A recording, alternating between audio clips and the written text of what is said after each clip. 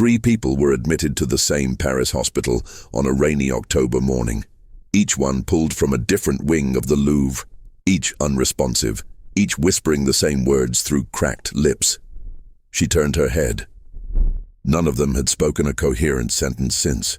Their eyes remained open, glassy, locked onto something that wasn't there. The Louvre moved quickly. Officials cited a malfunctioning air system as the cause and sealed off Gallery 19A for routine recalibration. What they didn't mention was the 3-minute blackout in the security footage, a precise, unexplained interval where the gallery's feed turned to snow and guard Karim Ben Moussa vanished from all channels. Élise Leclerc didn't believe in coincidences, not in a building as layered as the Louvre.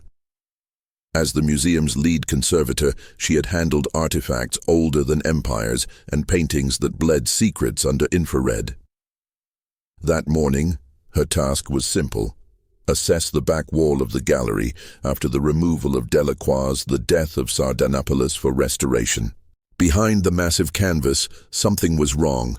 There, flush with the stone wall, was a frame, ornate, antique, but sealed shut and painted over with institutional gray. The texture of the primer was different. Someone had tried to erase it. But art, Élise knew, always leaves a scar. She requested immediate removal under Article F3 of Emergency Preservation Protocol. The uncovered painting was disquieting. Roughly 110 by 150 centimeters, the canvas depicted a figure, human in form, but warped, as if seen through fogged glass. The paint was smooth, almost too smooth, as though it had bypassed centuries of aging. There was no date, no title, no record. The brushstrokes were invisible, but the presence was undeniable. She summoned 2 colleagues. One stood in silence for 40 seconds, then ran from the room and vomited. The other circled the painting 3 times before whispering, "It's not painted. It's watching." When Élise turned back to the canvas, she thought the figure's head had shifted slightly to the left. She blinked. It hadn't moved. Or had it? That night, the painting was relocated to the secure isolation vault in the conservation wing. Karim, already involved, insisted on overseeing it, perhaps seeking closure, perhaps something else. At 3:12 a.m., he pressed the emergency channel and whispered, "She's looking at me. She's awake." Then static, no more transmissions. They found him curled on the floor, fingernails bloodied, hands trembling. He'd used his nails to scratch an image onto the concrete, the same blurred figure from the painting, but this time the eyes were fully open and the mouth was forming words. The scratches spelled a name no one recognized. Élise read it once and forgot it instantly. Élise didn't sleep. She kept seeing the painting's eyes in her mind, even though she swore they weren't there when she last looked. It wasn't just the figure's expression, it was the sensation that it had acknowledged her, like a person noticing someone watching from the shadows. The image haunted the edges of her consciousness like a half-remembered nightmare. At dawn, she returned to the conservation lab. The canvas was behind sealed glass now, monitored by biometric sensors and an isolated HVAC system. Élise requested the painting's provenance from the Louvre's digital archive. No matches. Then she dug into the paper catalogues, nothing in the pre-1800 logs nor in the annexed acquisition ledgers. It was as if the painting didn't exist until yesterday. Frustrated, she approached Marcel Devienne, an aging archivist with a long memory and longer silences. When she showed him a printed image of the figure, his skin paled visibly. "I've seen it before," he murmured. "In 1997, same posture, different setting. A collector donated a box of fragments. One contained that face. The file was erased. Quietly, Élise took a photo of the painting with her phone, intending to run a reverse image search. But when she opened her gallery, the image was gone. In its place was a photo of the empty wall where the painting had been. The timestamp was identical. No one else had access to her phone. She tried again. This time the photo app crashed entirely. Later that day, she noticed a strange fogging on the inner side of the display glass. Like condensation, except No temperature change had occurred. A technician checked the seals. "Impossible," he said. "It's like the glass is reacting to something alive." He offered a joke, but his hands were shaking when he packed up. That evening, Élise had her first dream. She was alone in the gallery, walking in endless circles, always returning to the same canvas. The figure had no face at first, but each time she passed, the blur clarified, until it became her own reflection. When she woke, her mirror was cracked down the middle, though she remembered no impact. Deciding to test her sanity, she set up a controlled experiment. A high-resolution scanner, thermal cameras, a microphone. For 6 hours, nothing changed. Then, at 2:14 a.m., the scanner triggered. The figure's head had tilted by 3 degrees. The thermal reading showed a faint human silhouette standing just behind Élise, though she had been alone the whole time. Before she could analyze the data, the scanner shut down, fried from the inside. The microphone had captured only one sound in that final moment. Slow, deliberate breathing. It was right next to her. Élise stared at the canvas. This time she could swear the figure was smiling. The Louvre's restoration lab was never meant to feel hostile. Designed with soft lights and acoustic dampening, it was a sanctuary for fragile masterpieces. But now, with the painting locked in Vault C4, the atmosphere had shifted. Technicians avoided the hallway altogether. Even the night cleaning crew requested reassignment. Something unseen was gnawing at the periphery of everyone's nerves. Élise watched the live feed from the internal thermal camera, still active despite the scanner failure. At first, the figure in the painting remained motionless. Then, over the span of 90 minutes, its outline became slightly more defined, its shoulders sharper, its posture subtly more upright. It was as if the painting were strengthening. Dr. Jacques Bruno, a neuroaesthetics expert from the Sorbonne, was brought in. He stood in silence before the canvas for nearly 2 minutes before turning to Élise. "This isn't art," he said. "This is a cognitive weapon." He showed her similar cases across centuries, artifacts that triggered hallucinations, mass hysteria, or loss of time. They were often destroyed or buried. That night, Bruno returned alone. Security footage shows him entering the vault at 11:46 p.m. He never exited. The next morning, only his shoes remained, neatly placed outside the chamber door. Inside, no trace of him was found, but the painting had changed. Where once the background was a misty void, now there were faint architectural forms, columns, walls, a corridor. Élise tried to capture the new details with analog film. When developed, the negatives came back warped. The frame containing the painting showed nothing but static interference, like a corrupted television screen. Every attempt to reproduce the image failed. Yet everyone who saw the original agreed it was growing more detailed, more aware. Employees began reporting headaches, disorientation, and vivid dreams after even brief exposure to the painting. One intern described feeling like her thoughts weren't her own anymore. "It's like it's listening when I think," she whispered, refusing to enter the building the next day. A guard reported hearing whispers in Italian coming from the vault, despite being alone. Élise requested an EM field analysis. The sensors placed around the vault recorded an inexplicable anomaly, a magnetic fluctuation synchronized with human REM sleep cycles. "It's not just watching," said the technician. "It's interacting, timing itself with us, with our brains." That night, the camera feed went black again for 3 minutes, just like before. When it returned, the figure in the painting had turned slightly to the right, and this time its hand was visible, pressed against the inside of the canvas as if it were leaning closer to the surface, not reaching out, not attacking, just waiting. The Louvre's official archive spans centuries, but the real secrets are buried beneath it, in the catacomb-like sublevels known only to curators with high clearance. Élise had never been down there, but after the incident with Dr. Bruneau, she demanded access. Her request was denied. 2 hours later, she received an unmarked envelope containing a single phrase: "It's been here before." That night, she followed a disused service stairwell behind the Egyptian wing, descending past sealed doors and rusted iron signage. Level 4 wasn't on any modern blueprint. She used Karim's stolen ID badge to override the final gate. The air was cold and dry, filled with the smell of paper, dust, and something older. In a neglected back room, Élise discovered a series of boxes labeled only with Roman numerals.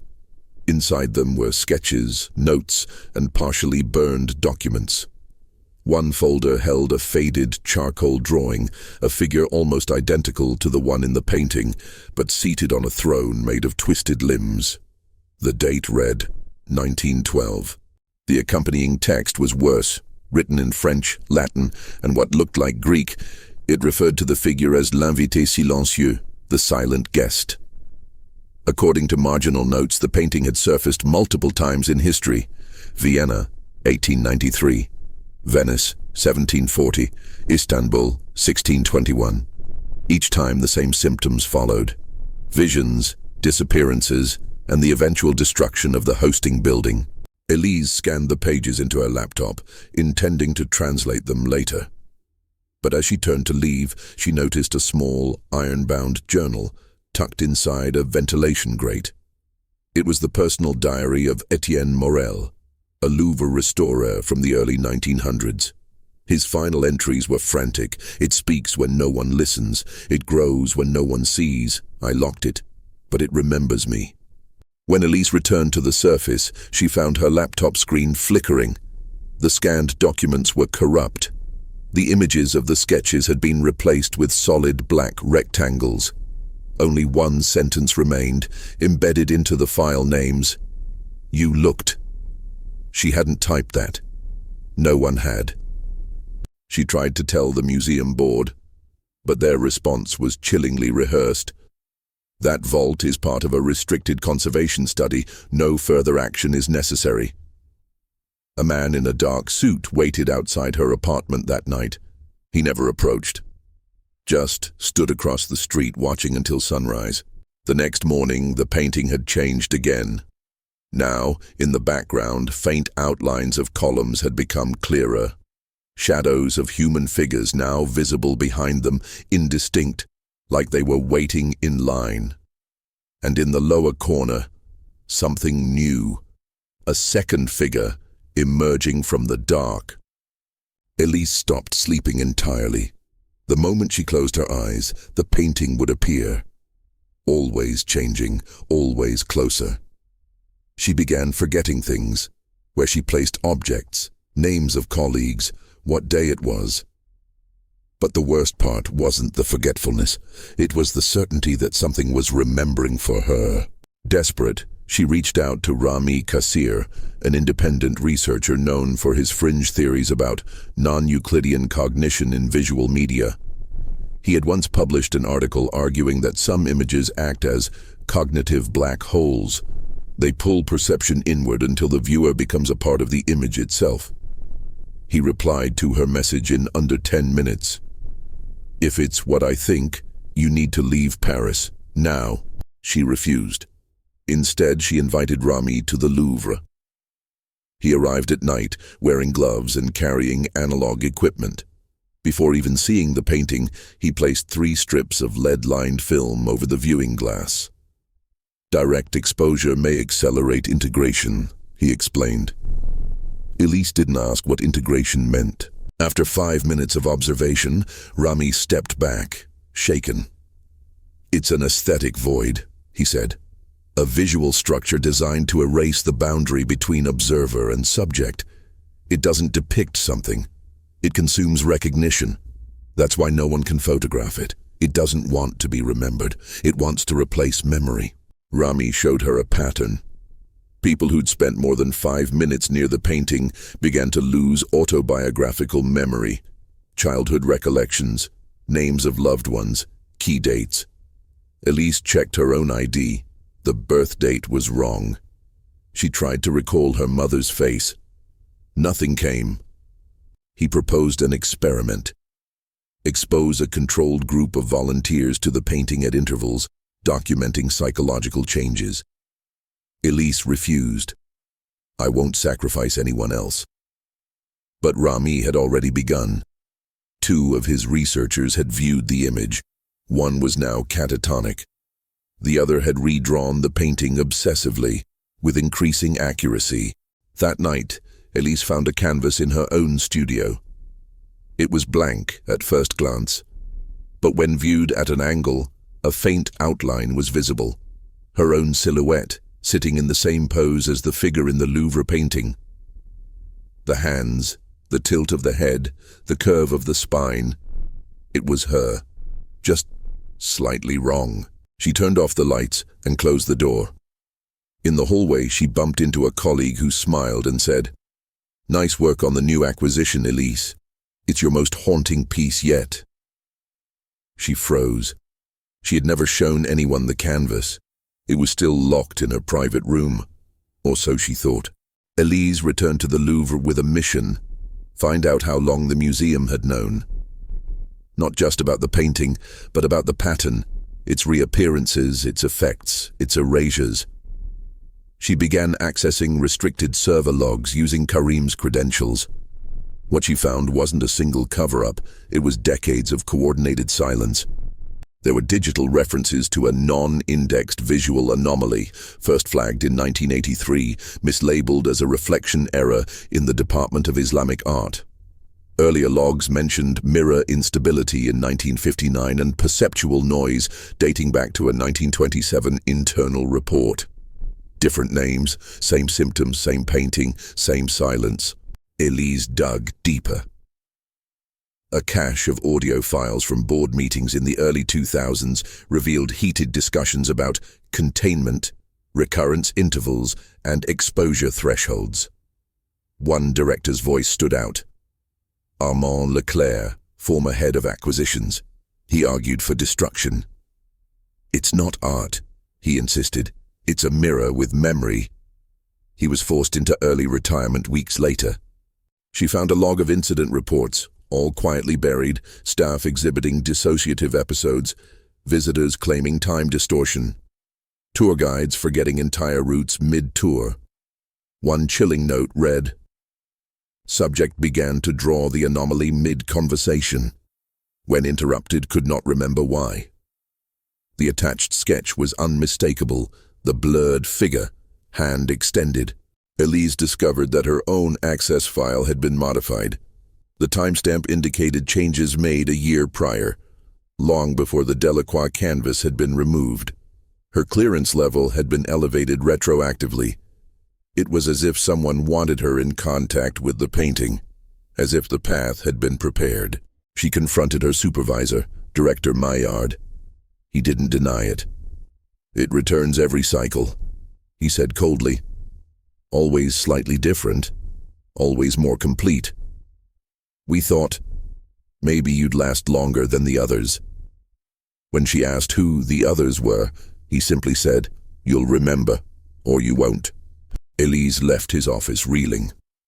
The walls of the Louvre now felt like a labyrinth designed to lead her back to that image. She passed an exhibit on classical sculpture and saw something strange. A bust with features that matched her own. But the eyes were wrong. Empty. Searching. That night, in her studio, she found her canvas changed again. Now in the background behind her silhouette, another figure stood, distant but visible. Its hand rested on her shoulder. She didn't paint that. She was sure of it. But when she looked at her hand, it was covered in dried paint. They moved the painting again. This time, not to a vault or a gallery, but to a sterile, undecorated room beneath the conservation wing, a space referred to in internal documents only as salle blanche. No windows, no reflective surfaces, no artwork within 20 meters, just white walls, a single chair, and the anomaly. Élise protested the relocation. "Isolation won't neutralize it," she warned, But Director Maillard insisted. "We're not trying to neutralize it," he said. "We're observing it observing you." The wording wasn't accidental. Élise realized she was no longer investigating the painting. She was part of the experiment. She entered the White Room at 10:05 p.m., alone, with only a heart monitor and a non-recording analog camera present. The painting sat upright against the far wall. At first glance it appeared unchanged, but then she noticed the chair within the painting, an exact match to the one she now occupied. Her own reflection was in the frame again, but different, not quite her posture, not quite her hands. The figure in the painting blinked. Élise did not. She tried to look away, but the sensation of being stared through made her eyes burn. Her heartbeat spiked. The monitor glitched. A whisper, soft but clear, cut through the silence, not in her ears, inside her thoughts. A voice that sounded like hers but slower, distant. "You've always been here." She turned to the door. It was gone. In its place, another wall, white, seamless. The room had closed around her. The analog camera shutter clicked without command. Then again, and again. When she checked it, the film was exposed, every frame featuring her in slightly different positions, as if time had fractured and looped. In one photo, she wasn't there at all. In another, she was standing behind herself. The painting was changing in real time. The walls behind the figure now matched the White Room precisely. The figure's shadow stretched beyond the frame, reaching the actual floor. The line between the painting and the room dissolved. When Élise looked down, the shadow touched her foot, and it was warm. Then the lights shut off. In absolute darkness, she heard the chair scrape. Not hers, the one behind her. But she was alone, or should have been. Her voice whispered once more, but from somewhere else now. Next comes the signature. And with that, something cold traced her spine. When the lights came back on, Élise was gone. No forced entry, no signs of struggle. Just the White Room, perfectly clean, except for a single handprint on the wall behind the painting, as if someone had tried to push through it. But from the other side, security footage showed nothing. Her badge was never scanned out. Her name remained active in the museum system, as if she was still somewhere inside. For the first time in Louvre history, a public statement was issued. "A member of our team has gone missing under unusual circumstances," the world noticed. Investigators found one item left in Élise's studio, a canvas, still wet. It depicted the same room from a slightly higher angle, like a security feed. In the center, seated calmly, was Élise. Her expression was serene, yet unreadable. Behind her stood the figure, its features now fully visible, identical to hers. Rumors spread quickly. Staff began resigning en masse. Some claimed to see Élise walking through the halls, though her face was always turned away.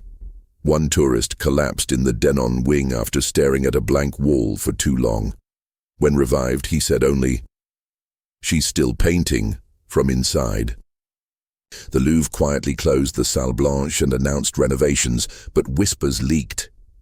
A new exhibit was being prepared, by invitation only, no phones, no cameras, no reflections. Those who attended returned different, subtly wrong. One art critic wrote, "It wasn't a gallery, it was a threshold." Yay. A week later, Élise's email account reactivated. One message was sent from it. To herself. No subject. No body. Just an attached image file. It was blank at first. Then, after a few seconds, the screen darkened and the faint outline of a face appeared. The computer shut down before it could render more. Rami Kassir disappeared soon after. His apartment was untouched, but every mirror had been turned to face the walls. On his desk was a note in Élise's handwriting.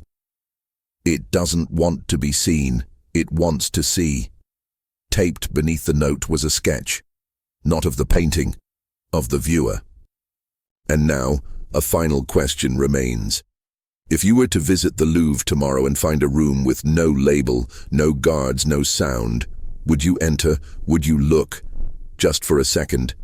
Be warned, what waits behind the canvas is not a subject, it's a mirror. And once it sees you, it doesn't forget.